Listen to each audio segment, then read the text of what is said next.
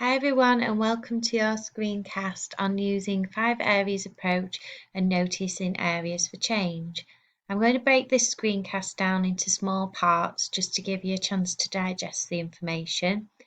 You've just watched a screencast with Maureen, was introducing you to some of the theories around behaviour change, and this is an application and intervention. It's called something called 5 areas approach and noticing areas for change. So we can link it to what you've just looked at because it's linked to locus of control and internal and external locus of control. You can see this person with the internal locus of control, they can determine the future. My passion, my hard work help me achieve goals. I'm in control of my life. I make things happen. They've got an active internal locus of control. The external locus of control, this person's saying, there's nothing I can do about my future. Why bother trying? Whatever's meant to be will happen. I'll go with the flow, look, fate and religion control of my future. This person's very passive, so things happen to them. So the way I describe it is the person with the internal locus of control is the driver and the external locus of control is the passenger. So the learning outcomes for this. Want to increase your understanding of CBT and also using it with reference to the 5 areas approach and also a means of reflection. Be able to identify unhelpful thinking in yourself and identify areas for change and be able to complete your own 5 areas approach. So what's your understanding of CBT? You just pause this for a minute and just make a few notes of what your own understanding is. You might have used it before. You might have even had CBT yourself. So cognitive, very simple terms, that's the thinking part. It's a cognitive process. The behavioural is the actions that come from the thinking. So within the 5 areas approach, we have 5 areas. So we have the situation, the situation, the thoughts linked to the situation, mood and feelings, the behaviour, the physical reactions. And you can see they're all, the arrows are double-ended and they're all interlinked. So thoughts will affect behaviour, behaviour will affect thoughts, thoughts will affect feelings, feelings will affect physical reaction will affect thoughts, and it goes around like that. So what we need to do when we're doing the 5 areas approach is look at these in component parts, but I acknowledge, like we've just said, that they all interlink and they all interact with each other. So think about your previous screencast. Where would someone need to be in the stages of change to engage with something like CBT? So just pause again and think about where you would think they would need to be. Anything after contemplation. If they're in pre-contemplation, they won't realise that there's a need for change. In order to be engaged and present with something like this, you have to realise that there's something that needs doing. And if you're in pre-contemplation, you're not quite there yet. Just move that around a little bit. It's as big as it'll go, so I'll move it down. So think this is an example. So situation is the first day of a new course. The reason I've done this is because you've all been in this situation before. Your thinking might be, I don't know anyone. What if no one talks to me? What if I say something stupid? Just looked at me funny. Is it what I'm wearing's wrong?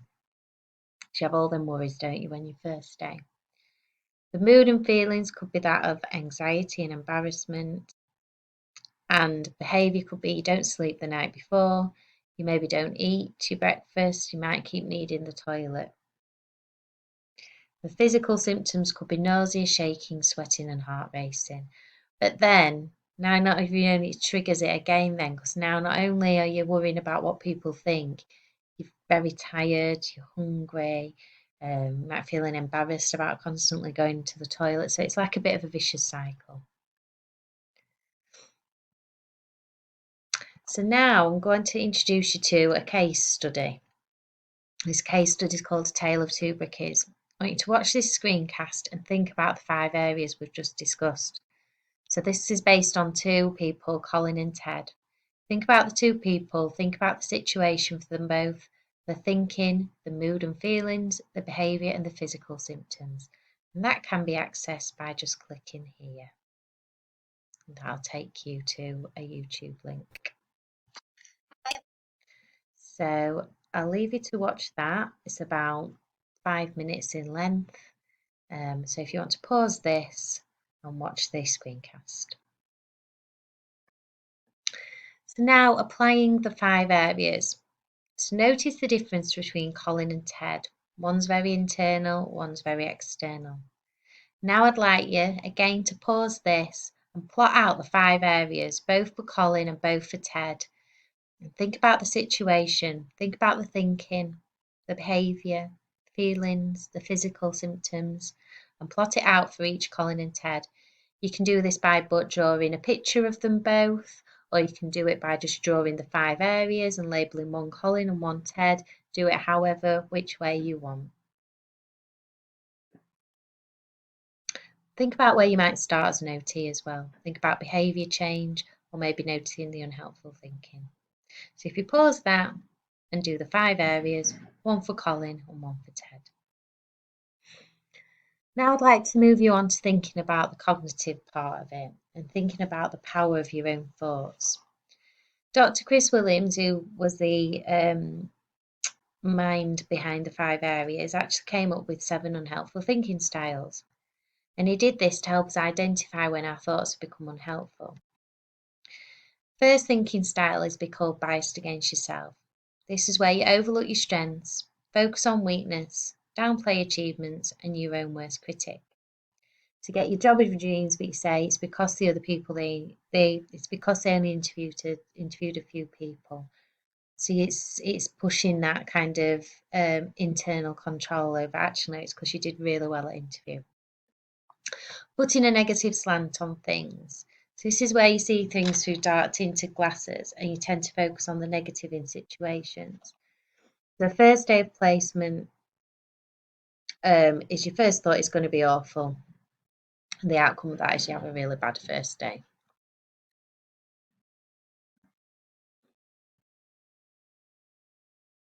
So the next one is having a gloomy view of the future. So this is where you make negative predictions about the future and you predict things will go wrong before they actually do.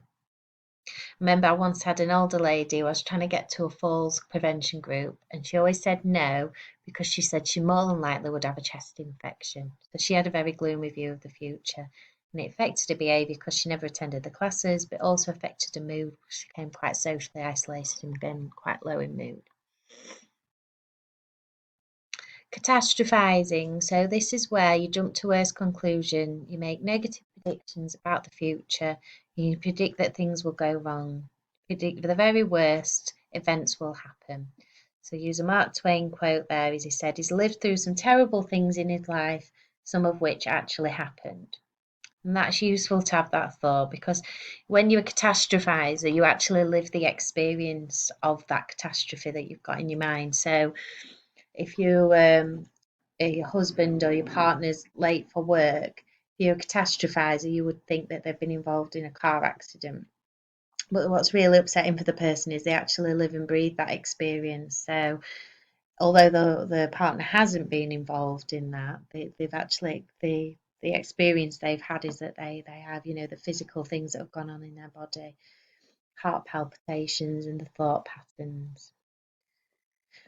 So the other one is a negative view about how other people see you. So that's mind reading. So remember the situation we did before where you'd put your hand up in class and you'd worried that people had thought you'd asked a silly question. No one had told you you'd asked a silly question, but you were going off their non-verbals and you were trying to read the mind. So your mind reading what others think of you, and you often think people that others don't like you or think badly of you.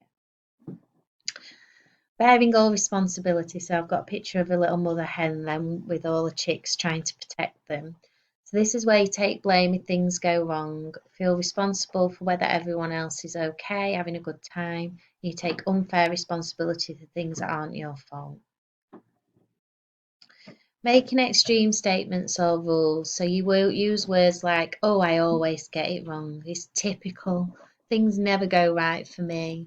Oh, I must go to the gym. Oh, I should eat better. Oh, I ought to do this. You set yourself very strict guidance and rules. And in doing that, you make these unrealistic, and so you constantly feel like you're failing and not doing what you should be doing. So what I'd like you to do now, and this is the end of this section, is I want, and then we'll move on to something else after, is I want you to complete your own thinking styles questionnaire. So if you click here, that should take you to a Word document with the link to the questionnaire. So if you just click there, that'll take you to the Word document and you can complete the thinking styles questionnaire. So after you've completed that, think about what styles of thinking you're prone to. And those who are willing to, if you could click here and write your reflections. So did it surprise you that you had any unhelpful thinking styles at all? Or the ones that you picked, did you feel like that was a surprise? Or is it something you've been sort of conscious or aware of? And maybe it made you start thinking about these styles you might see in friends or family or even previous patients you might have seen. Okay, so before we break, we'll do a quick recap. So you've looked at the 5 areas approach and the case study. You've started to explore different styles of thinking. You've started to identify some of your own unhelpful thinking styles.